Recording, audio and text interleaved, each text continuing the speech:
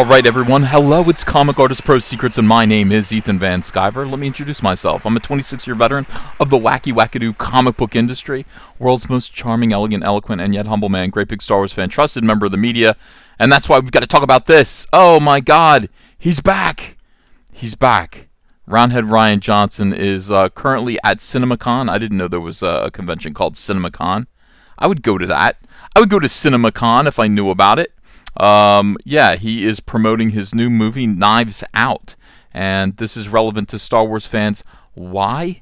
Well, Knives Out is just a project that he's working on right now, in between, you know, Last Jedi and the next Jedi, or whatever his movie's going to be called, whatever that monstrosity, whatever that horrific dirge is going to end up being called. Rian Johnson is going to get back to Star Wars, according to everything that he's saying right now at CinemaCon. The first trailer for Rian Johnson's The Knives Out. Knives Out just wowed the crowd at CinemaCon.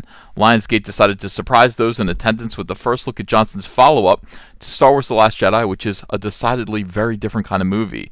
Yeah, from what I understand, Rian Johnson's new film Knives Out is like a murder crime mystery movie. That's kind of cool. It's a whodunit style murder mystery, kind of like Agatha Christie. Oh, that's what he actually says. Ryan was on hand to present the first trailer to Knives Out. He described the movie as his own take on Agatha Christie, while also saying it was a Hitchcock thriller type twist. Jamie Lee Curtis, great, and Ana de Armas, great, were also on hand to present the footage, which went over like gangbusters. Digging around online, there isn't a single negative reaction to the bunch to what was shown. Granted, it's just a trailer, but this bodes very well for Johnson's next movie, which he also wrote and has been working on for nearly a decade. Fantastic. Ryan, this is fine. I have no problem at all with you devoting whatever energy and intellect is in that bowling ball on your shoulders to a murder mystery. You are somebody who brags about subverting expectations. You like to hurt people's feelings with your movies.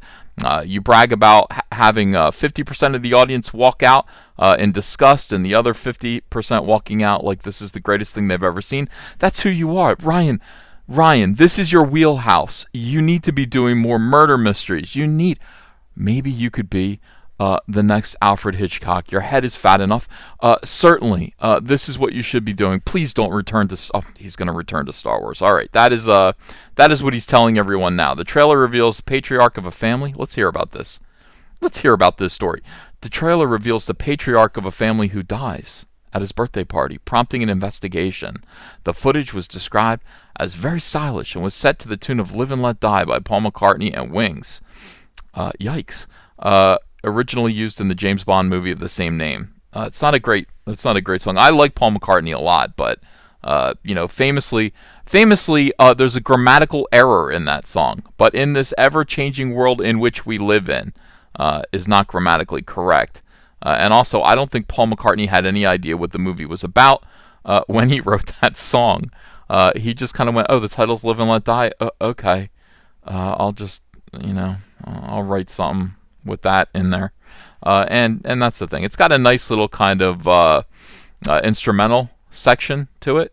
I went to see Paul McCartney at the an indoor Spectrum, kind of like a indoor Coliseum kind of thing, and he lights off fireworks or something like that during that song, and it sounded horrible. It blew my eardrums out. But I digress. Okay, so the highlight of the footage was Chris Evans saying the phrase "eat the S word." Oh, so Rian Johnson has been influenced by Chuck Wendig a little bit. Rian Johnson spending a little time with Chuck Wendig. Surprise, surprise. Several times to members of his family. Sounds like a very SJW style thing to do. James Bond franchise star Daniel Craig, who I like, is the lead and plays a Southern detective, with Captain America himself, Chris Evans, as the son of characters played by Jamie Lee Curtis, who we like, the daughter of Tony Curtis, and of course Janet Leigh from Psycho, so she's Hollywood royalty. Don Johnson, they say Django Unchained, that Miami Vice, dude. Michael Shannon, who was General Zod, really kind of a great face on that guy. And Ana de Armas, Blade Runner 2049. Toni Collette, Hereditary, she was in what else was she in recently? I don't know. I saw her in a movie in the 90s called Muriel's Wedding, who is described as the moral cancer. They also show up. Other cast members include Catherine Langford, Christopher Plummer. God, I actually want to see this movie. I'm upset with myself.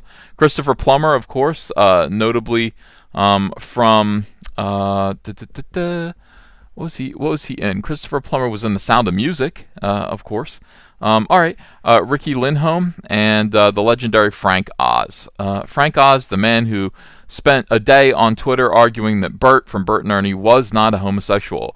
The man behind Yoda as well, in the flesh this time around. Needless to say, this thing is absolutely stacked from top to bottom in that department. I gotta admit, Ryan, your infamy in SJW circles has...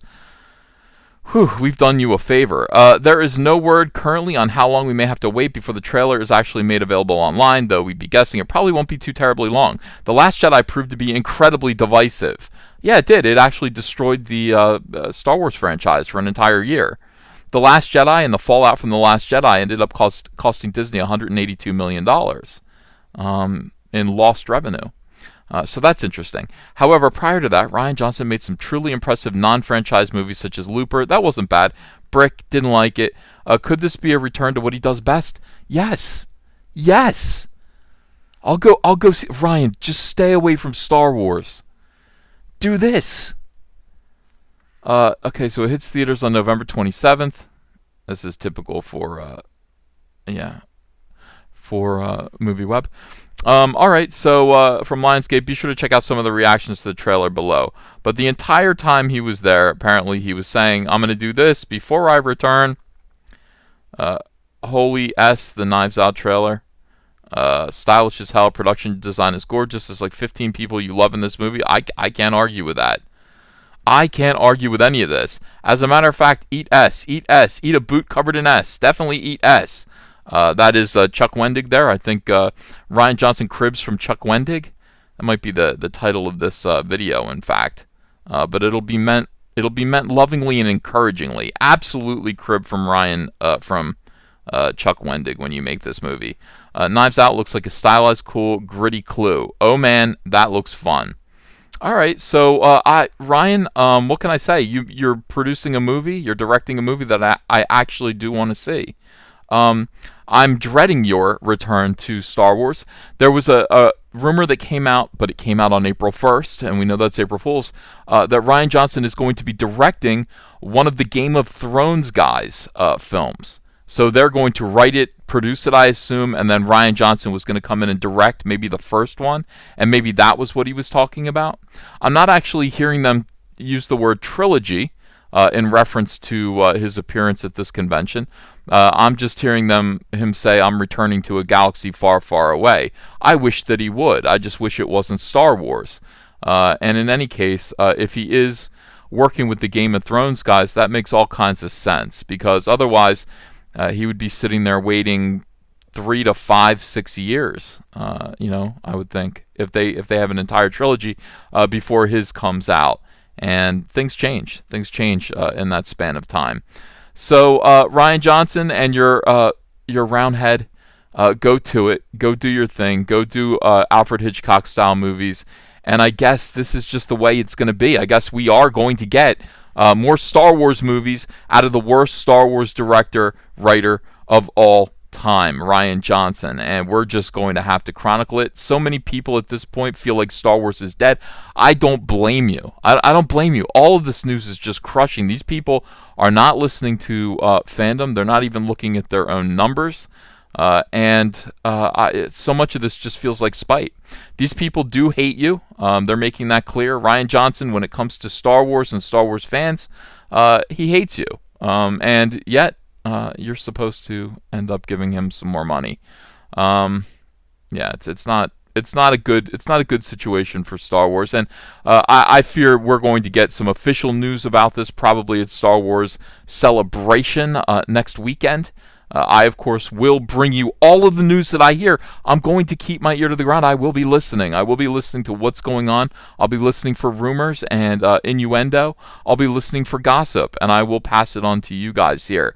Thank you for watching this video. If you like this video, hit like, share this video. Please subscribe to this channel. Hit that subscribe button and ring the bell for notifications. Double check to make sure that YouTube didn't unsubscribe you without your permission. Also, Back Cyberfrog Blood Honey still available. My comic book on Indiegogo still available until we go to print at the end of this month.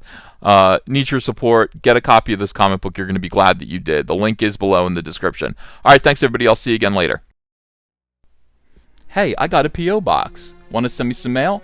Send it to Ethan Van Sciver, P.O. Box 607, Marlton, New Jersey 08053. And I'll probably open it up on a live stream. Thanks very much, everyone.